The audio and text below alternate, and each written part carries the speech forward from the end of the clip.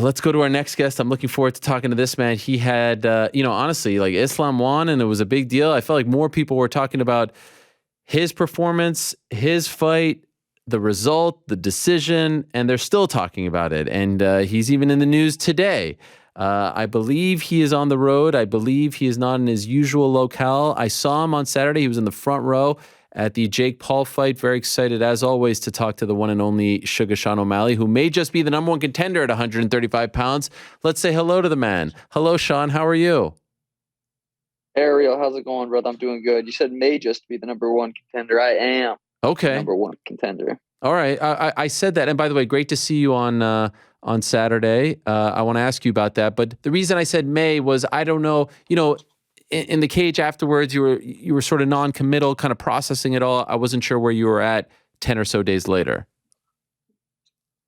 Yeah, I mean, right after the fight, you get hit in the head a couple times. You're exhausted. It's just like I just wanted to sit down, watch the fight, analyze my performance, and yeah, so I was able to do that. Have you watched the fight?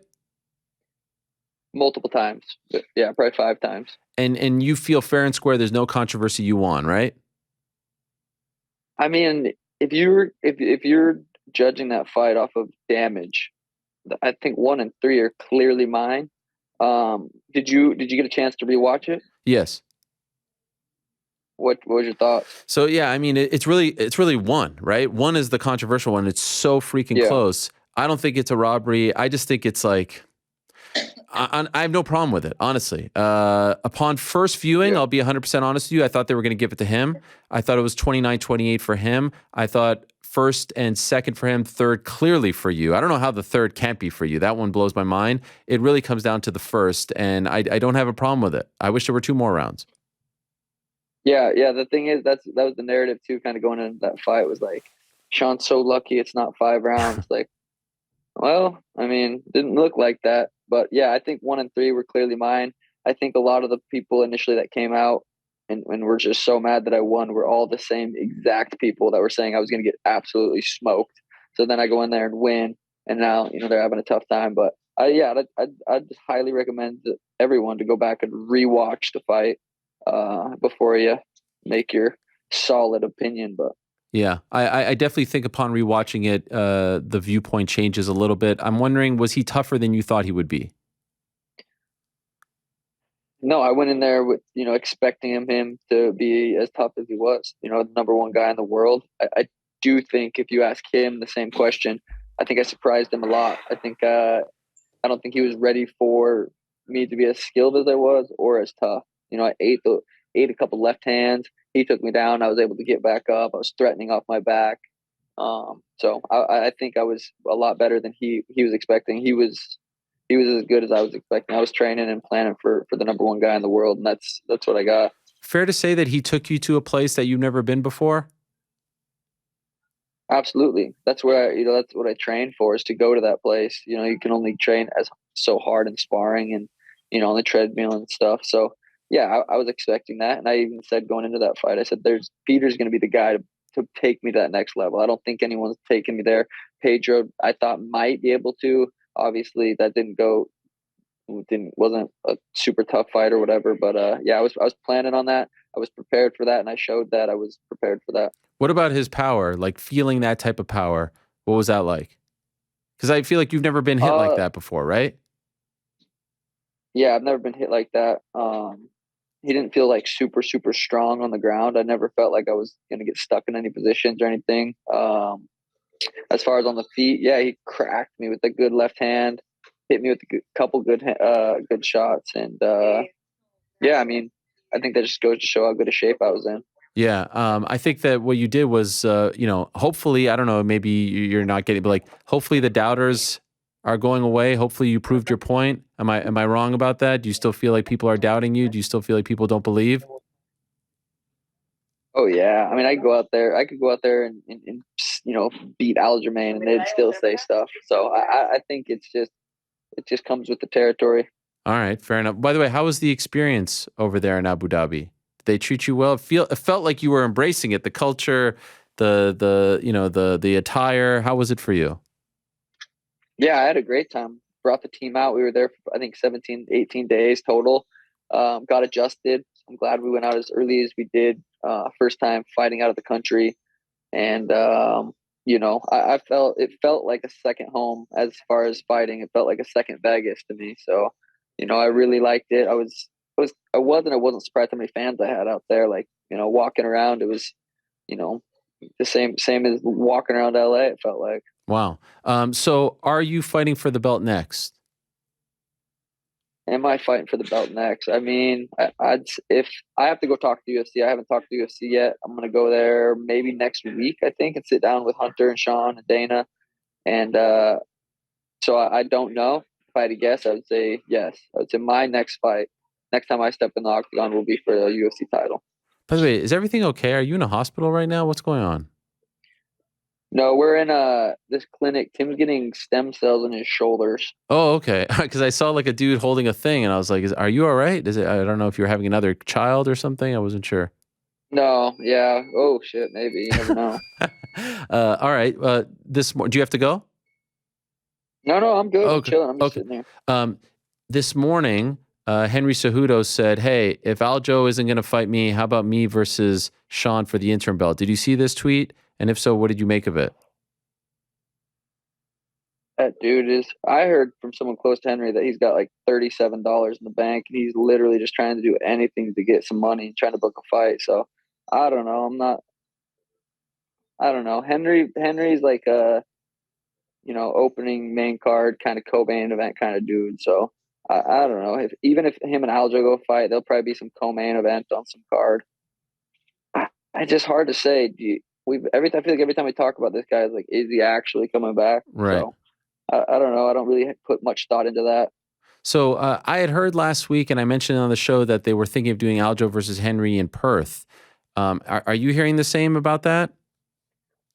I heard it just because you said it. Other Okay. than that, I haven't heard that.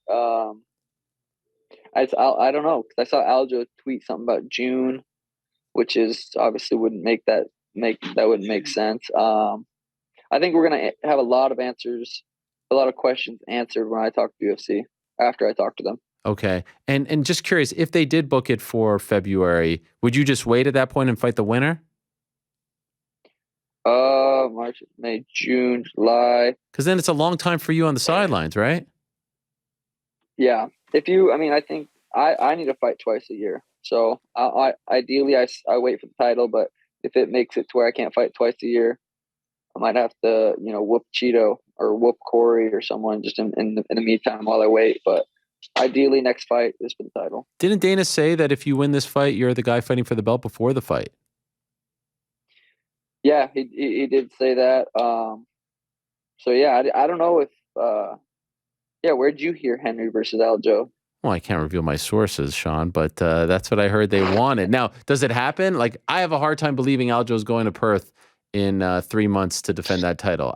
What I said, by the way, just to be clear, was that is what they want, not that's what's. I didn't say like that's in their perfect world. So I don't know. I can't imagine them wanting that Aljo versus Henry. Like, does anybody really want that? Like, does that? Like, I don't really see that, but them being like, "Oh, we want this. This is big. This will get like 7. This will get like a couple more people to watch the fight." I don't think that's something they want. Maybe that's something they just kind of put together just to fill a spot. But I don't know. We'll see. Are you surprised Aljo's not calling you out? I feel like that. I mean, money fight wise, buzz wise, you're the guy. Obviously, you're the most popular guy. Are you surprised he's not being more aggressive in that regard? He's called me out a couple times. I think we're all kind of just waiting to see where the UFC wants to go with that, in what direction they want to go. But yeah, like you said, I really am the money fight as far as if we're trying to sell pay-per-views. I'll obviously do 5 times whatever Henry would do. But then again, it's like I want to sit down and renegotiate my contract too, because I've been on a lot of big pay-per-views, and I know where I stand as far as selling pay-per-views. So I'm gonna sit down with them and hopefully come do something we both agree upon. And I think that like I said, in a week or two we'll know a lot more. Can I mention something that drives me nuts? And perhaps you could present it to them. Don't say it's from me though, okay? Just for your own good. I won't. Okay. Yeah. Drives me nuts when they do this thing that a champion gets pay-per-view points, but not the challenger. What the hell is like? What is that? Like sometimes the challenger is more popular than the champion, as you know, and sometimes it's a 50-50 thing. But why should one get the points and not the other if you're selling the pay-per-view? Could I ask if this is something you've thought about? Absolutely, it's something I've thought about. I mean, as far going into say I go into my next fight against Aljo, and you're telling me Aljo's gonna get the pay-per-view points and I'm not. I don't know. I don't know. That's something like we'll talk about behind closed doors with UFC and see if we can come to something. But yeah, no, it's definitely something I thought about. Some people, I mean, I get it. I understand why they're not, not getting pay-per-view points, but I should be. Yeah. So if it was up to you, perfect world, you're fighting for the belt next, you're getting pay-per-view points, and you're ready. Like you feel like you've arrived to that point, you are ready to fight for the belt. Yeah, I would say if it's June, July, I'm ready to get back to work. I'm pretty much healed up. I think next week I'll be able to get back to work and just grind, just grapple, do what I've been doing the last 5-6 years, just grinding on the grappling. And Aljo's obviously that's where he excels is he wants to take you down, take you back, and choke you out. So yeah, I think June, July, Sugar Show versus Aljo could be a thing. And obviously TJ was hurt, so it's hard to really like gauge how good Aljo was in that particular fight. He looked to be in great shape. He did what he had to do. But if anything, did you have any sort of takeaway from his performance 2 weekends ago? Yeah, it really does suck for TJ. I almost feel bad for him that got another year layoff with that shoulder, but I don't know. I don't know why you would go into a fight that high level of a fight for a title, and when you're that compromised, unless you're hurting like Henry and you need some extra cheddar. So that's the only thing I can think of. I like TJ. I think I don't mind the guy, but I don't understand why you'd go into that fight like that. But yeah, I didn't really even watch the fight yet. So Okay. I mean, you had just fought, right? yeah, Once that happened, and you probably needed some time. I love the way you handled it in the aftermath, and to me, it felt like someone who was just kind of processing what happened. You didn't puff your chest out too much. You weren't like I thought it was like a real cool side of you in the post fight interview in the cage. I don't know how much you remember from that moment, but I thought it was like a different kind of side of you in that moment. yeah. I mean, I feel like I'm good at always just being myself. I've always in the cage. It's just I'm not really. I was just being myself. I wanted to watch the fight back. I wasn't. I knew it was a close fight, and everyone's like, "Oh, Sean was even surprised he won."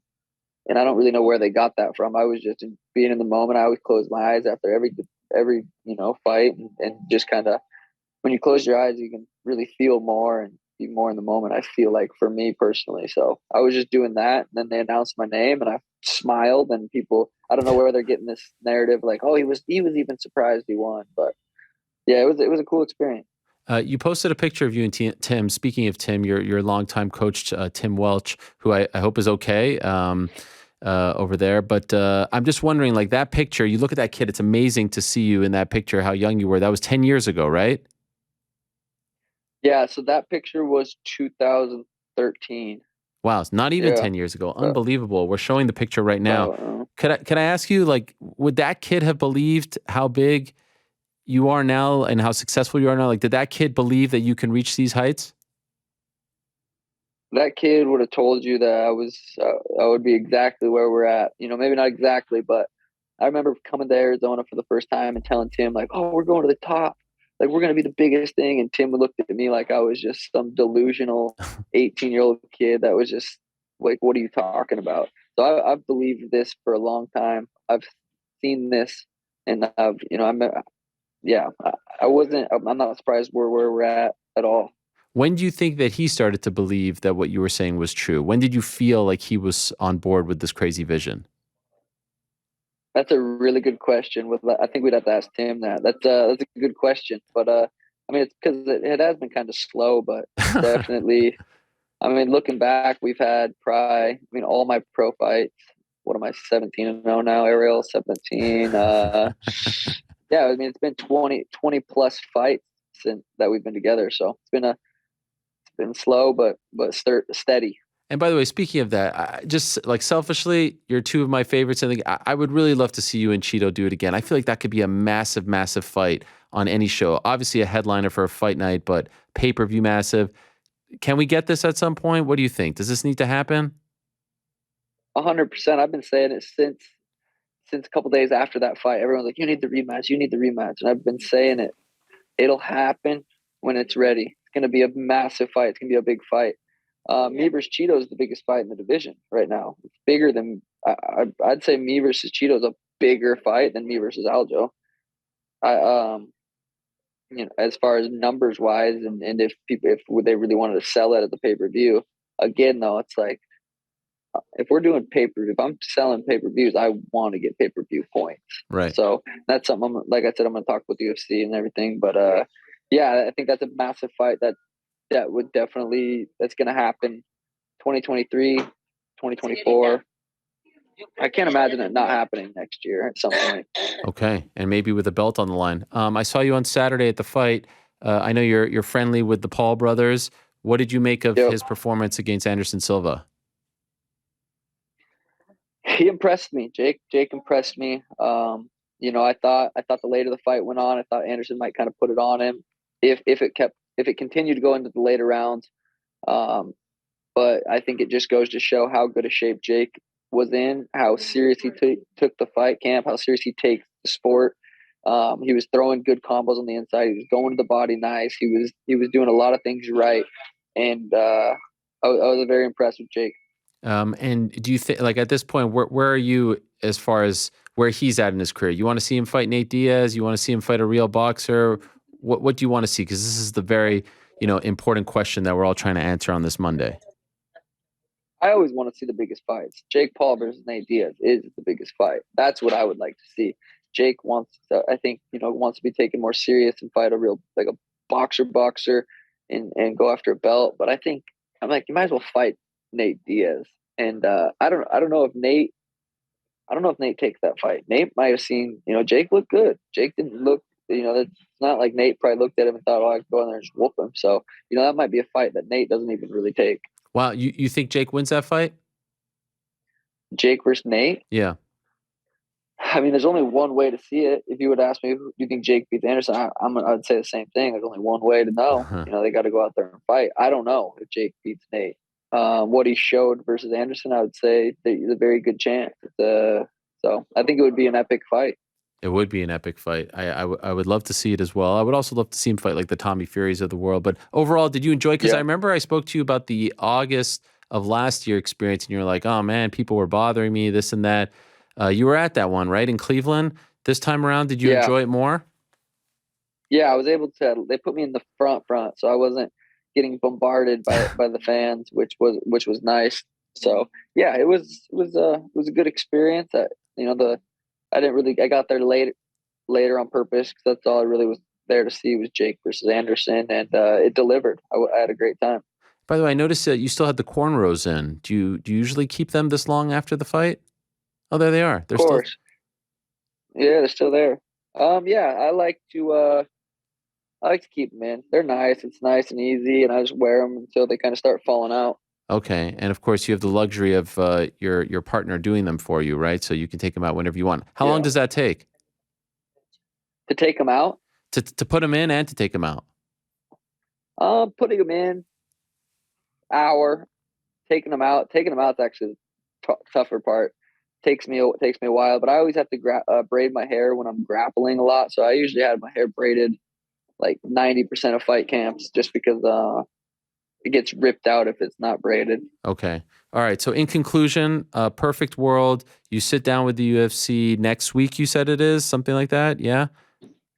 Ideally, yep. Yeah. You sit down, you talk about your deal, you get a title fight sometime maybe in like the second quarter of 2023. Is that pretty much sum it up? Sums it up good. How do we beat Aljo in your mind? Aljo's tough fight. It's probably the toughest fight in the division. Obviously, it's champ.